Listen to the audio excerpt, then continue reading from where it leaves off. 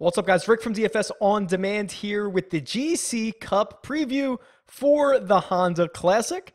And before we look forward to the Honda Classic, let's look back at the WGC Mexico from last week, which, spoiler alert, was another poor performance for us. So here is the lineup that we rolled out in Mexico, which started off really well.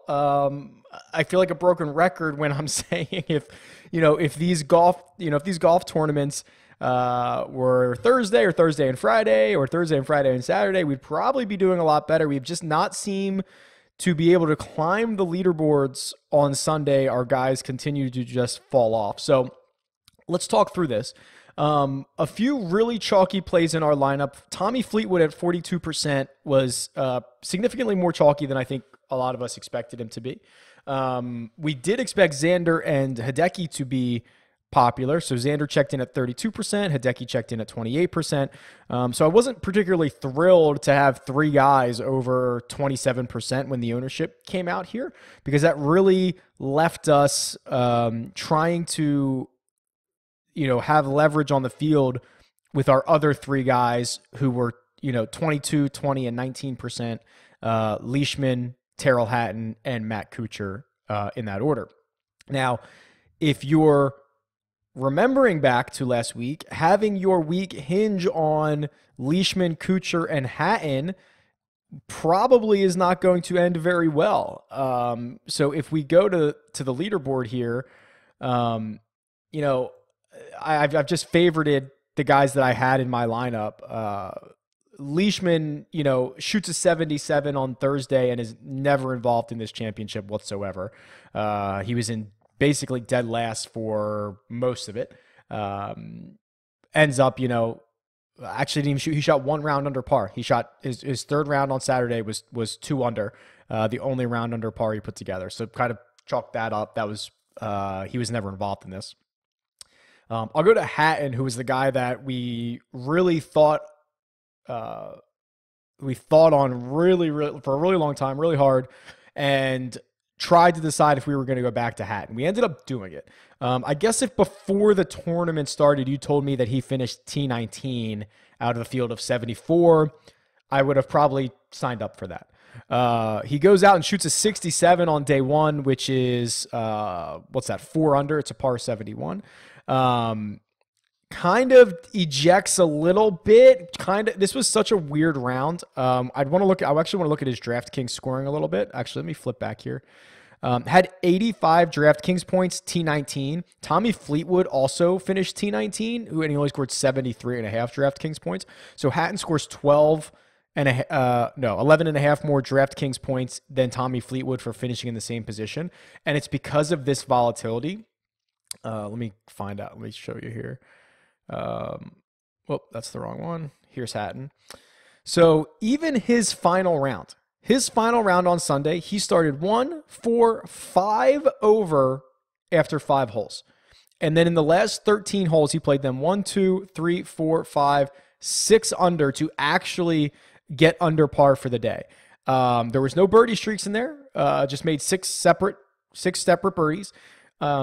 This is terrible to watch, this type of golf, because you're following along on Shot Tracker and you're ripping your hair out. And even on his third round when he got paired with Tiger, here you go. Here's his front 9, triple, then he backs it up with a bogey, then he makes 2 more bogeys, in the next 3 holes. So he's 3, 4, 5, 6 over in that 5-hole stretch, and then he kind of makes it back up on the back. He goes 4 under on the back, including an eagle. So very, very volatile. I guess in retrospect, him ending up outscoring his finishing position by as much as he did is pretty good. Let me actually see here. He probably actually scored more than, he scored more than Xander, who finished T14. He had 3.5 more points. So all in all, fairly happy with Hatton, even though his finishing position fell throughout the week, ended up actually putting up a pretty good fantasy performance. Who else do we need to talk about? I guess it's just Kuchar, who is the guy that really kind of really blew this for me, quite honestly. I mean, after 2 rounds, I think we had a top 20, top 25 lineup in this contest. We were cashing. I missed the lineup I played in a lot of places. We were cashing in a lot of places here. He was my lowest owned golfer, even only being 19%. He was still my lowest owned golfer. 9 under through the first 2 rounds. He goes 66, 67. I mean, if he doesn't move off of 9 under the rest of the week, that's a top 10 score, I think, right? Yeah, Justin Thomas finished 9 under. So even if Cooch just comes in even par Saturday, Sunday, would have lost shots on the field, but would have finished in the top 10. Instead, he goes 79, 74. That's 11 over the course of the next 2 rounds. I'm not sure he even made, okay, so he actually made 2 birdies in his 8 over round. And he made 3 birdies in his 3 over round. But still clearly not enough when you're dropping from basically, I think he was tied for second to 50th. And him being my lowest owned golfer, being the guy that was in such a good position, this one feels like the biggest disappointment because, again, Friday we were in such a good spot. But a pure ejection that we don't normally see from Kuchar. He's usually the other way, right? He usually backdoors his way into the top 10, backdoored his way into a top 50 in this one. So looking forward to the Honda Classic. Oh, I'm sorry. So where does that put us? So we finished outside the cut line again. We are still just toiling at the bottom of this contest. Although I will say there's a couple other names down here that I respect around the industry, so I don't feel as bad as our first segment being as poorly as this. We've got Eric's down here. There's Davis. There's Toe Tag and Tambo. Like there's some names that I recognize down here, which actually doesn't make me feel as bad, but still obviously a really bad performance. We're looking for that first win or first something that gets us back into this thing. So for the Honda Classic, here is the lineup we're going to roll out, and I'm not sure I love it. It is a lineup that I was stuck on this one or another iteration of it. So guys that I thought I needed to play. So the player pool drops off pretty significantly after like the first 5 or 6 guys. Johnny Vegas and his around the green numbers at this difficult course, I had to roster him. Graham McDowell, great course history. Again, seems to have the stats that would fit. Had to roster him. Go watch the full DFS video for kind of more details about those guys. Russell Knox, kind of the same thing where he's had some success here in the past. He's playing well recently, only $7,800. Michael Thompson, who we didn't get too much into because I just kind of mentioned how chalky he would be in the DFS video. And it's because he's gone, 3 or 4 straight top 13s, and now you get a much weaker field than any of these other tournaments that he's played. Maybe not the Desert Classic, that's a pretty weak field, but T13 at the Farmers, T10 at Pebble Beach, and T7 at Genesis. Only $8,000. If he goes out and gives us another top 10, top 15, we're stoked to just plug that in. If he goes out and gives us another top 10, top 15, we're stoked to just plug that in. And then these two, the combo at the top was what I was really stuck on. So I had originally, I have Scott and Cam Smith in here, Adam Scott and Cam Smith.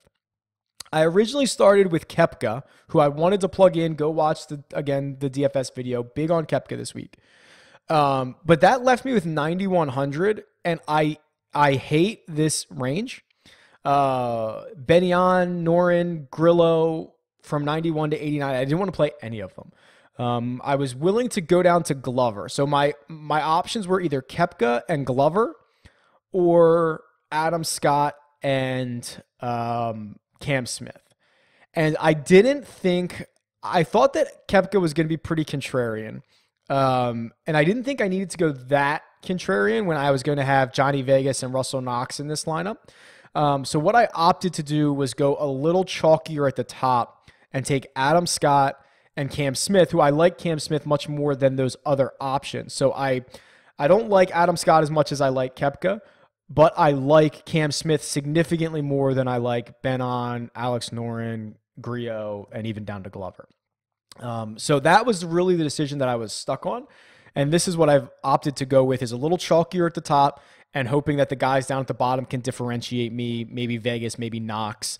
Cam Smith will probably be middle there on his ownership. So this is what I'm going to roll with. Hopefully this returns us something a little better than we've done the last couple weeks. All right. Talk to you guys soon. Good luck.